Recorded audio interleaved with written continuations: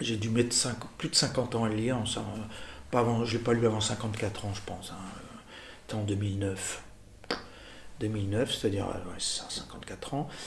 Et par contre, à 20 ans, j'ai le souvenir d'avoir vu mon premier interview télévisuel de Céline. Donc je pense que c'est celui de Powell, là qu'on suggère au début du spectacle. Et j'étais dans le salon à regarder ça à 10h30 du soir par hasard.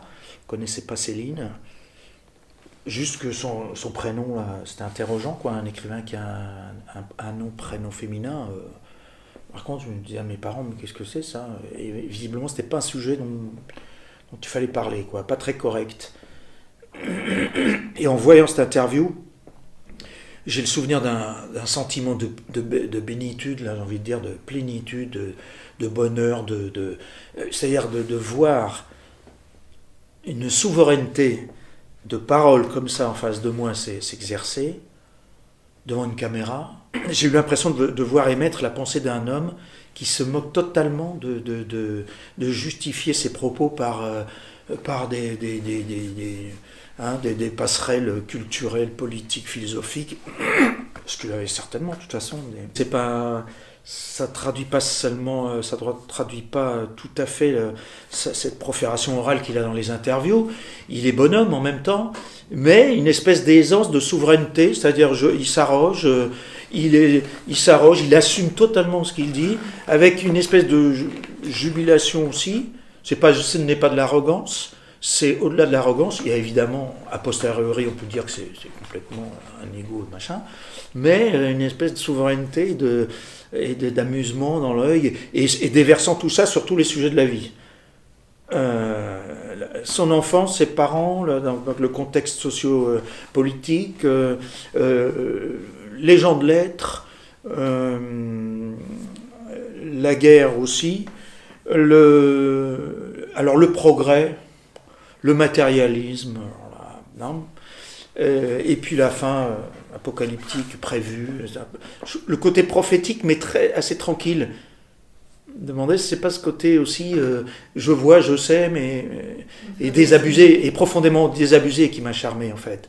Ça n'est pas du tout comme une prise de pouvoir vis-à-vis du lecteur. Pour moi, j'ai pris ça comme une espèce de tutoiement fantastique, quoi. C'est un prophète en rut, on a envie de dire. Il est un peu dépassé par les événements quand même, c'est un homme du 19e. Hein.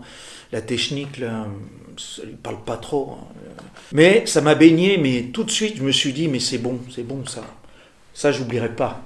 Je ne l'oublierai pas. Ça ne vieillira pas. Ce sentiment ne vieillira pas avec le temps. Je me suis dit ça tout de suite. C'est là. Par contre, j'ai pas lu de livre derrière.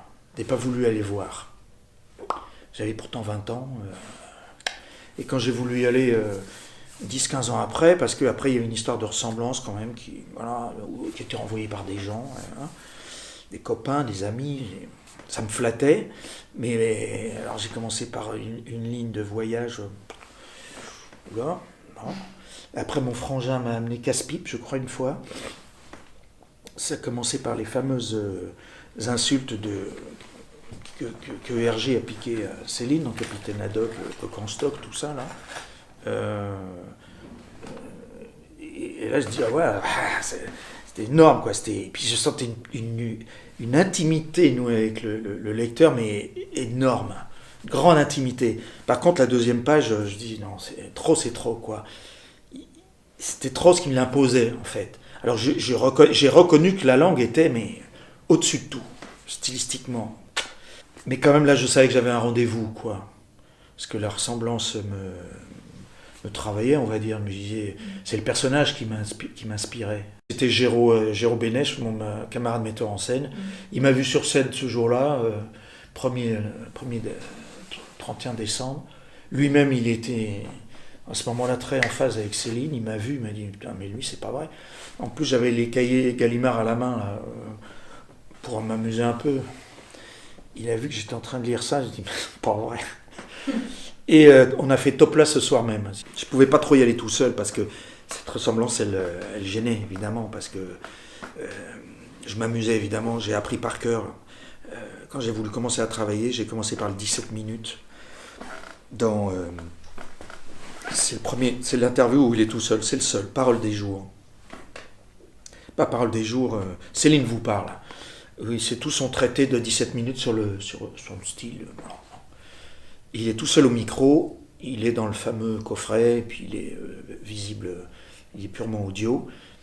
Et là, je l'ai appris, non seulement par cœur, mais à l'intonation. Ça m'amusait de l'imiter. Avec les et je l'ai retranscrit à longueur de journée sur mon ordi avec le casque, 3 petits points là, je me mettais des slash, des machins, tac tac, petites flèches, ralentendo là, accélération, accent tonique sur le truc, m'amusais follement à l'apprendre. Et après sortir de l'atelier avec ça, bon, quand on a commencé à bâtir le spectacle avec Céline, on prenait des textes de féerie, donc des fictions et des récits. Donc, mélangeait des interviews, donc il fallait céliniser. Donc c'est lui qui m'a guidé, c'était un travail de manipulation d'un aimant, je comparerais. C'est-à-dire, vous avez un gros aimant Mauss, et votre but, c'est d'approcher le plus près possible de la zone d'attraction. C'est-à-dire, cette zone-là, d'aller la chercher, la zone d'attraction maximum. Et de retirer au moment où là, bah, tout va se casser, il n'y aura plus rien, quoi. Donc, faut résister, quoi. À un moment donné, faut pas. Donc, petit à petit, depuis 2011, sur ces 2 premiers spectacles qui mélangeaient les interviews et le truc, le jeu, c'était de céliniser, mais que ça passe par moi, quoi, que ça passe par ma sensibilité, avec des petits moments de pure imitation pour s'amuser, on va dire. Et après, le dernier travail que j'ai fait pour celui-là, ça a été là, je penserais davantage à l'acteur studio, c'est-à-dire où je retrouve un peu les bases anciennes là que j'avais reçues à l'acteur studio, c'est-à-dire immobile au fauteuil avec les 2 mains sur le truc, en essayant de ne pas les bouger. Et donc, il a fallu travailler. C'est le dernier boulot que j'ai fait, c'est l'écoute. Parce que jusqu'à présent, tout seul, en monologue, je ne travaillais pas le faciès trop. Son faciès quand il est en écoute. Et là, j'ai aperçu qu'il y avait des petites zones à explorer parce que ce qui est très célinien chez lui, c'est des acquiescements, c'est des froncements de sourcils. Et alors des regards qui fuient quand il parle de sujets où il n'a pas envie de... Avec une voix de patte neutre et tout.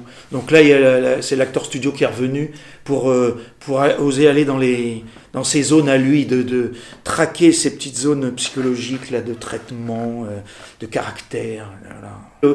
À longueur de répétition chez moi ou avec Géraud, où je ne m'intéressais pas du tout à l'écoute, au bout d'un moment, mais j'en avais marre de m'entendre faire le petit vieux décati, désabusé, enfin c'était dur. Et ce qui m'a soulevé de cette gang, c'est le fait d'assumer les hésitations, les écoutes, de ne pas se précipiter à débiter un verbe, c'est-à-dire prendre confiance dans le fait que c'est pas ce qu'il dit qui est important, c'est lui comment il le dit, c'est ça qui fascine chez les gens qui ne sont pas tous céliniens, loin de là.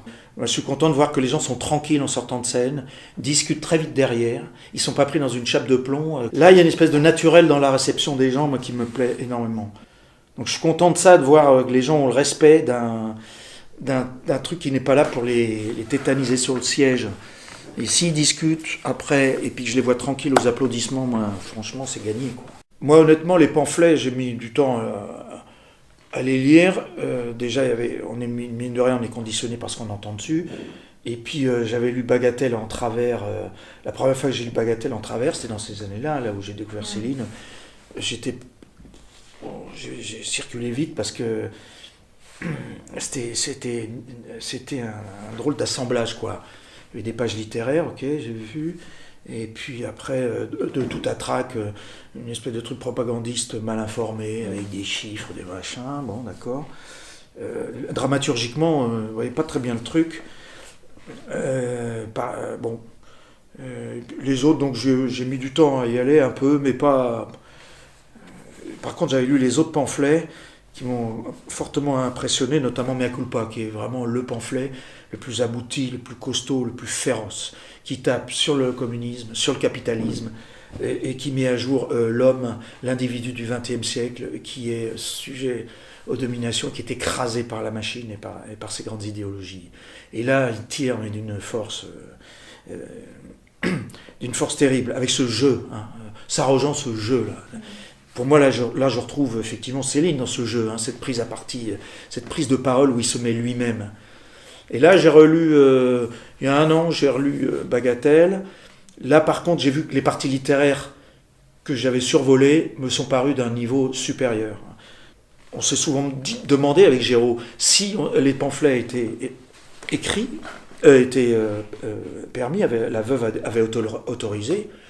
Il est certain que des passages comme ceux-là, alors là, on les mettait sans sourciller, quoi. Hein, sur la... Après, qu'est-ce que ça fait de scoltiner un homme? Moi, je suis un interprète, c'est très clair. Je ne suis pas collectionneur d'icônes par rapport à Céline. Par contre, s'il avait fallu se mettre à sa place de ce qu'il écrit dans les pamphlets, là, franchement, c'est plus compliqué, quoi. Cet état psychique où il est.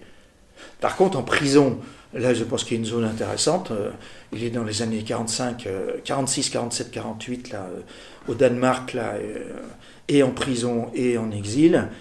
Et là, il est dans une transe d'écriture, dans Féerie pour une autre fois, qui là est intéressante, je pense, plus utilisable pour un comédien à comprendre cet arrière-plan là, de folie et de ce qui le gagne, parce qu'il s'estime victime. Donc là, il peut hurler un peu plus. Il est au loin, on veut le condamner à mort en France. Il a toutes les armes pour être victime.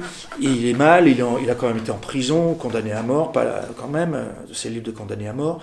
Et là, il écrit, il atteint le sommet dans l'oralité. Il est dans une transe d'écriture que j'estime inégalée. Après, le bonhomme a été de toute façon très personnel sur son art, hein, sur ce qu'il obsédait. Et c'est un prophète. Moi, donc là, je voyais la case prophétique et du type qui effectivement qui a atteint des zones de sa folie et qui a voulu en force renverser le cours des choses.